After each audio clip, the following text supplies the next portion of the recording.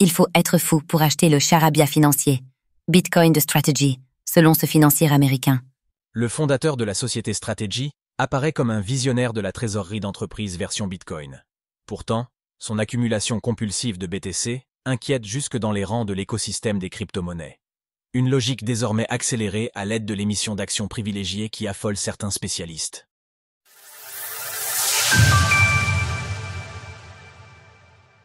Trésorerie Bitcoin, le no-limit de Strategy inquiète. Depuis 2020, la société Strategy ne laisse pas passer plus de 3 mois sans acheter de nouveaux bitcoins. Un appétit sans aucune limite qui lui permet actuellement de comptabiliser 592 100 BTC au compteur, pour un total, très certainement provisoire, estimé à plus de 63 milliards de dollars.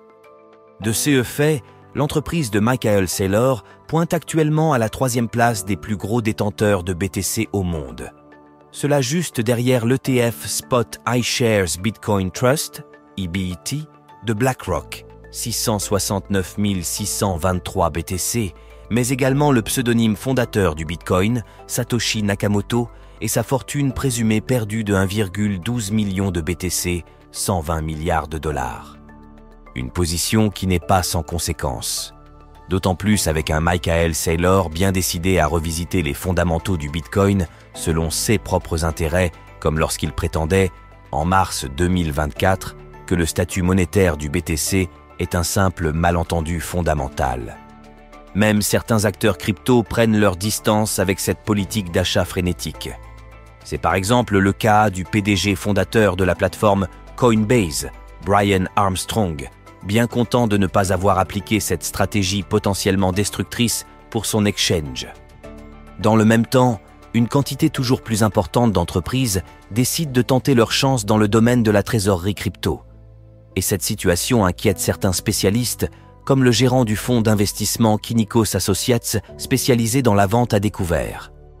Il faut être fou pour acheter ces actions privilégiées.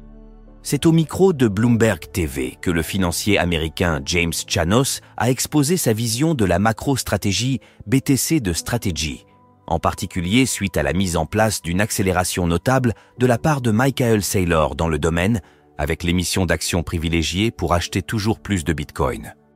Une politique à laquelle James Chanos n'adhère pas, car ce système, à la différence des obligations, n'implique aucune date d'échéance fixée à l'avance.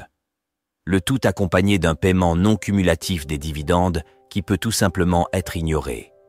Cela sans aucune obligation de le rattraper plus tard, selon les propres explications de Michael Saylor au micro de Bloomberg. Nous avons emprunté de l'argent que nous n'avons jamais à rembourser. Nous pourrions suspendre le dividende si nous en avions besoin. Michael Saylor. Justin Sun lance une Tron Treasury Company avec le soutien de la famille Trump.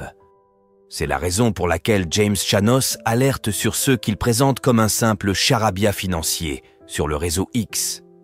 Avec un avertissement assez simple à l'attention de ces amateurs, il faut être fou pour acheter ces actions privilégiées. Le nombre d'imitateurs de la politique de trésorerie d'entreprise de Strategy ne cesse d'augmenter. C'est la raison pour laquelle de multiples inquiétudes apparaissent face à un modèle potentiellement instable et déstabilisant pour le marché. D'autant plus si l'on considère que la moitié des trésoreries Bitcoin pourrait être liquidée si le BTC repasse sous les 90 000 dollars. À méditer.